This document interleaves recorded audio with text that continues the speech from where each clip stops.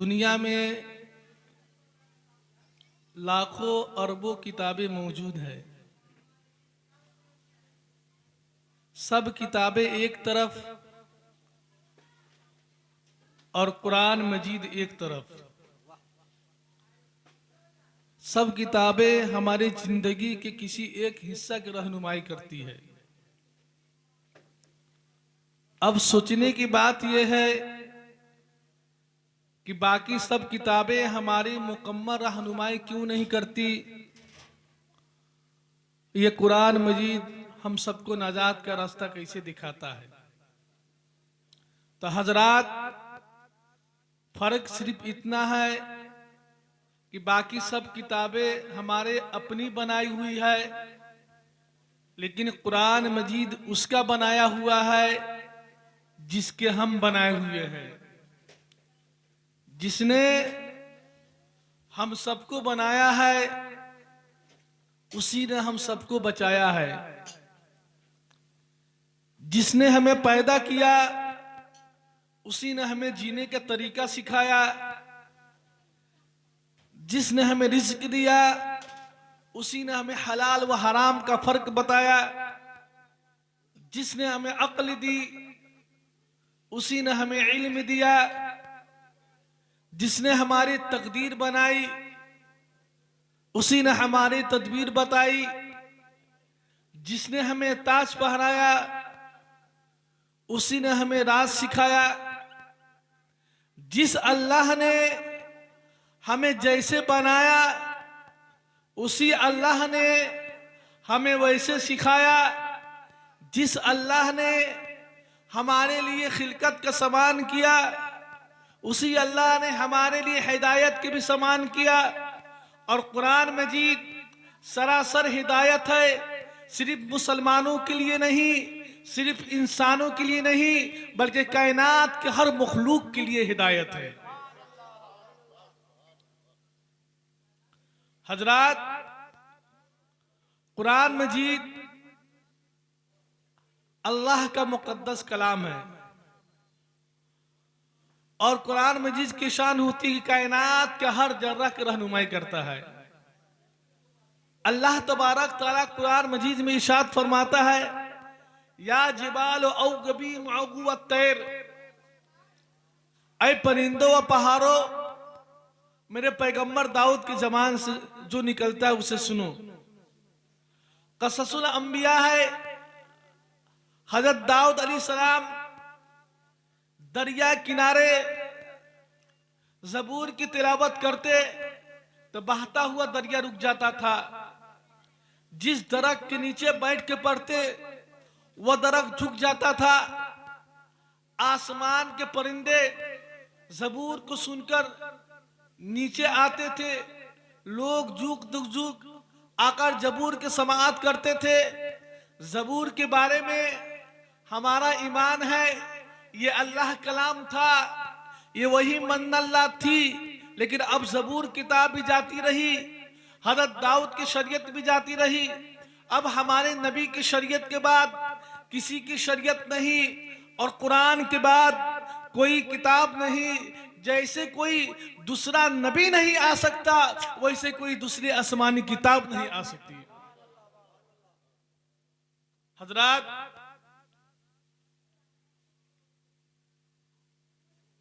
या आसान लफ्जों में यूं कह लीजिए, जहां तक खुदा की खुदाई है वहां तक कुरान की रहनुमाई है। अब आने वाले नस्लों के लिए कुरान रहनुमा है। कोई वली हो या आबिद, कोई कुतुब हो अब्दाल, सबके सब इसी कुरान की रहनुमाई हासिल किए बगैर कोई चारा नहीं। हजरात, एक वक्त है कि माँ अपने बच्चों को गोद में लेकर कुरान की तिलावत किया करती थी, लेकिन आजकल के माए अपने बच्चों को गोद में लेकर ऐसी लघु फजूल बेमाना लाइनी किस्म की लोरियां देती है। खुदा के पनाह, बल्कि नई नस्ल वालों तो फहश व गानों की तरफ माइल हो रही है। आप खुद सोचे शुरू में जिस बच्चे की तालीम ऐसी हो तो आगे चल के बच्चा कैसे शाहकार बनेगा। माँ का गोद में बच्चा का पहला स्कूल है। यहाँ जैसी तरबियत होगी आगे चल के वैसे इल्मियत होगी। जब माँ कुरान पढ़ने वाली होती थी तो बेटा भी मुहद्दिस, मुफक्किर, वली पैदा होते थे। अगर आज माओ की जुबान पर कुरान की किरात न हुई तो आगे चल के बेटों को भी दीन के बात कहने की जुरात न हुई। हजरात, माँ के कुरान की तिलावत से बेटे के क्या ताल्लुक है? तो आओ हजरत बख्तियार काकी रहमतुल्लाह अलैह की जिंदगी को देखे। आपकी उम्र 5 वर्ष की हुई तो आपके वालिद ने आपको कुरान पढ़ने के लिए एक कारी साहब के पास ले गए। कारी साहब पहला दिन कुरान के आदाब पढ़ाए, दूसरा दिन सबक शुरू हुआ। कारी साहब औज बिल्ला पढ़े, आप भी पढ़े। कारी साहब बिस्मिल्लाह पढ़े, आप भी पढ़े। उस्ताद साहब अब पढ़ा अल्हम्दुलिल्लाह रब्बिल आलमीन। हज़रत बख्तियार काकी रहमतुल्लाह अलैह खामोश है। उस्ताद साहब ने समझा शायद सबक मुश्किल है, क्योंकि औज बिल्ला और बिस्मिल्लाह बच्चे घड़ी पर सीख लेते हैं। उस्ताद साहब ने फिर पढ़ा अल्हम्दुलिल्लाह रब्बिल आलमीन। हज़रत बख्तियार काकी रहमतुल्लाह अलैह खामोश है। उस्ताद साहब ने कहा बेटे पढ़ते क्यों नहीं? तो आप कहते मैं यहां से नहीं पढ़ूंगा, मैं पढ़ूंगा सुब्हानल्लज़ी अस्रा बिअब्दिही लैलन मिनल मस्जिदिल हराम। उस्ताद साहब के हैरानी की इंतहा ही न रही कि 5 वर्ष का बच्चा है और कहता है कि मैं 14 सिपारा के हाफिज हूं। आपने पूछा ये 14 सिपारे तूने किस तरह याद किया है? तो हज़रत बख्तियार काकी रहमतुल्लाह अलैह इशाद फरमाते हैं कि उस्ताद साहब बात दरअसल ये है कि मेरी वालदा 14 सिपारा के हाफिजा है और मेरी माँ की आदत है कि जब तक रोजाना इन 14 सिपारों को तिलावत नहीं कर लेती दुनिया कोई काम नहीं करती। जब मैं छोटा था मेरी माँ मुझे गोद में लेकर रोजाना इन 14 सिपारों को तिलावत किया करती थी।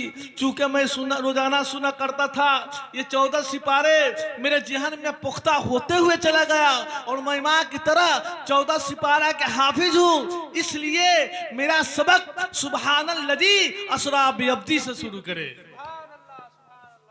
बहुत देखा हजरात, जब माए कुरान पढ़ने वाली होती थी तो बेटा भी मुहद्दिस, मुफक्किर, वली पैदा होते थे।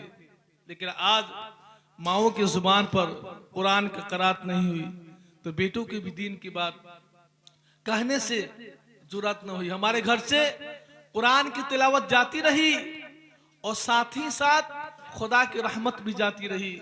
अमीर के घर हो या गरीब के घर, हर घर में बेचैनी। कुरान से जिसका जितना ताल्लुक होगा उसे उतना ही फायदा होगा। जहां कुरान की तिलावत होती है वहां खुदा की रहमत बरसती है। जिस शख्स के दिल में कुरान की कदर होती है तो क़यामत के दिन भी कुरान को उसी शख्स की खबर होती है।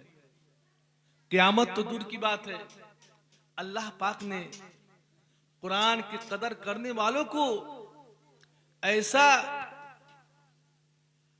दर्जा दिया कि दुनिया याद करने लगी। इराक में एक बुजुर्ग का मजार है जिसका नाम बिश्र हाफी है। ये अपने वक्त से वली अल्लाह, इब्तदाई वली अल्लाह नहीं से पहले अय्यास अमीर आदमी थे। अमीर वो कबीर लोगों में शुमार था। ऐश परस्ती की जिंदगी थी, तन पर फाखराना लिबास था। उन्होंने अपने लिए एक खूबसूरत बाग बनाए थे जहां सारा दिन शराब के दौर चलते, बदकार औरतों के झुमकटे रखते, रक्स के मुकाबले होती, मौसीकी की महफिल सजती, गर्ज के अय्यासी का मुस्तकिल अड्डा था। यह बिश्र हाफी रोजाना सज व धज कर जाते, वहां दादे ऐश देते। एक दिन सुबह सवेरे सज वो धज कर जा रहे थे कि रास्ते में एक कूड़े का ढेर देखा। उस ढेर पर एक कागज का पुर्जा पड़ा हुआ था। बिशहाफी ने कुछ सोचा, फिर झुककर उस कागज को उठाया तो उस कागज पर कुरान की आयत लिखी हुई थी। बिशहाफी ने उस कागज को पानी से धोया, जेब से इत्र की शीशी निकाली, उस पर खुशबू लगाई, फिर उस कुरान के आयत वाले कागज को उठाकर एक दीवार की ऊंची खाने में रख दिया। यह काम करने के बाद बिशहाफी अपने बाग में चले जाते हैं।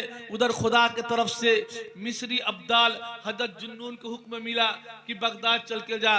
जब बगदाद में वारिद हुए तो लोगों ने कहा बिशहाफी एक अय्यास इंसान है, लेकिन आपको खुदा की तरफ से हुक्म मिला है। आपने बाग के दरवाजा पर गए, पहले तो दरोगा ने रोका, लेकिन आपके असरार पर अंदर जाने की इजाजत दे दी। आपने अंदर जाकर देखा बिशहाफी शराब व कबाब में मस्त हैं। आपने जाकर सलाम किया तो बिशहाफी बाद में फरमाते हैं कि हजरत जुन्नून के हाथ मिलाते ही मेरा सारा नशे टूट गया।